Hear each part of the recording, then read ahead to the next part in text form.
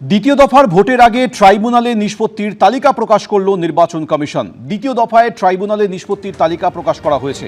ওয়েবসাইটে এই তালিকা প্রকাশ করেছে নির্বাচন কমিশন। আপনারা জানেন যে সুপ্রিম কোর্টের তরফ থেকে বলা হয়েছিল যে ভোটের 48 ঘন্টা আগে যাদের নাম উঠবে তারা ভোট দিতে পারবেন।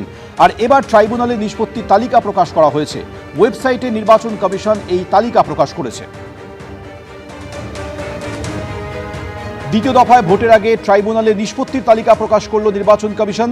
দ্বিতীয় দফায় ট্রাইব্যুনালে এই নিষ্পত্তির তালিকা প্রকাশ করা হয়েছে। ওয়েবসাইটে তালিকা আপলোড করেছে নির্বাচন কমিশন। জানা যাচ্ছে 1468 জন বৈধ ভোটারকে ছাড়পত্র দিয়েছে কমিশন, অর্থাৎ এই 1468 জন ভোটার আগামীকাল ভোট দিতে পারবেন।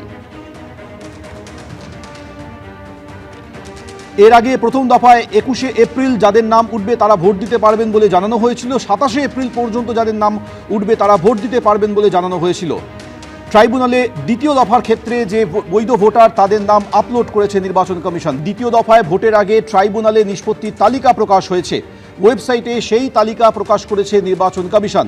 আর জানা যাচ্ছে যে 1468 জন বৈধ ভোটারকে ট্রাইব্যুনাল ছাড়পত্র দিয়েছে।